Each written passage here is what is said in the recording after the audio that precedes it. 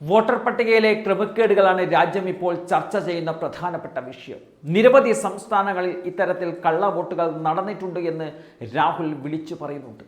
ഇനി തെരഞ്ഞെടുപ്പ് നടക്കാൻ പോകുന്ന ബീഹാറിലും ഇത്തരത്തിൽ ക്രമക്കേടുകൾ നടന്നിട്ടുണ്ട് എന്നുള്ള പരാതി ഇപ്പോൾ സുപ്രീം കോടതിയുടെ മുന്നിലുമുണ്ട്. ഇതോടെ കോൺഗ്രസ് മറ്റൊരു നീക്കത്തിലേക്ക് കടക്കുകയാണ്. അതായത് അടുത്ത വർഷത്തോടെ, അതായത് ബീഹാറിന് ശേഷം തെരഞ്ഞെടുപ്പ് നടക്കേണ്ടത് ആസാമിലാണ്. ആസാമിൽ ഇത്തരം തട്ടിപ്പുകൾ തടയുക എന്നുള്ള ലക്ഷ്യത്തിലാണ് കോൺഗ്രസ് ഇപ്പോൾ ഉള്ളത്. വോട്ടുകൊള്ള തടയാൻ അസം കോൺഗ്രസ് സജ്ജരാവുകയാണ്. വോട്ടർ പട്ടികയിലെ കൃത്രിമം തടയുന്നതിനായി 29,000-ഓളം പോളിംഗ് ബൂത്തുകളിലെ ഏജന്റുമാർക്ക് പരിശീലനം നൽകുവാനുള്ള നീക്കത്തിലാണ് കോൺഗ്രസ് ഉള്ളത്. സംസ്ഥാന അധ്യക്ഷനും MP-യുമായ ഗൗരവ് ഗൊഗോയാണ് ഇക്കാര്യം വ്യക്തമാക്കിയിരിക്കുന്നത്.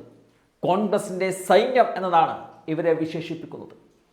സംസ്ഥാനത്തെ വോട്ട് കൊള്ളക്കെതിരെ അതിൻ്റെ ഒരു ക്യാമ്പയിൻ്റെ ഭാഗമായിട്ടാണ് ഇത്തരത്തിലൊരു പരിശീലനത്തിൻ്റെ ആദ്യഘട്ടം പൂർത്തിയായി കഴിഞ്ഞിട്ടുണ്ട്. ഈ മാസം 24 മുതൽ 30 വരെ നടക്കുന്ന രണ്ടാം ഘട്ടത്തിലെ ഒരാഴ്ച നീളുന്ന പരിശീലനം 35 ജില്ലകളിലായി പൂർത്തിയാക്കുമെന്നാണ് പറയുന്നത്.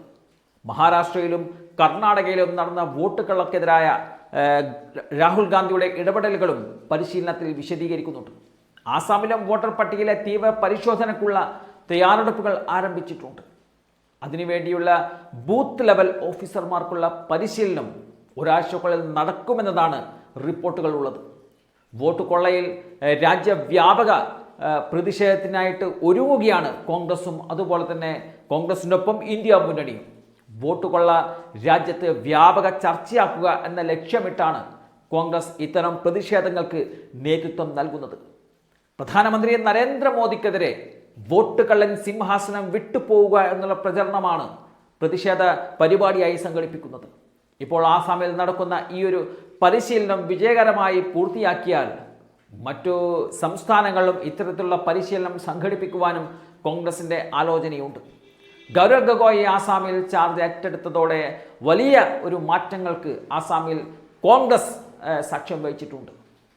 കോൺഗ്രസ് ഏറ്റവും കൂടുതൽ ശ്രദ്ധ കൊടുക്കുന്ന ഒരു സംസ്ഥാനം കൂടിയാണ് ആസാം. ഹിമന്ത ബിശ്വ ശർമ്മയാണ് മറ്റു സംസ്ഥാനങ്ങളിൽ BJPക്ക് വേണ്ടി തെരഞ്ഞെടുപ്പ് പ്രവർത്തനങ്ങൾ ഏകോപിപ്പിക്കുന്നത്.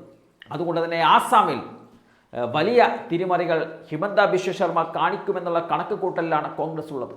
അത് തടയുവാനാണ് ഇപ്പോൾ കോൺഗ്രസ് ഒരു പട്ടാളത്തെ വളർത്തിക്കൊണ്ടുവരുന്നത്.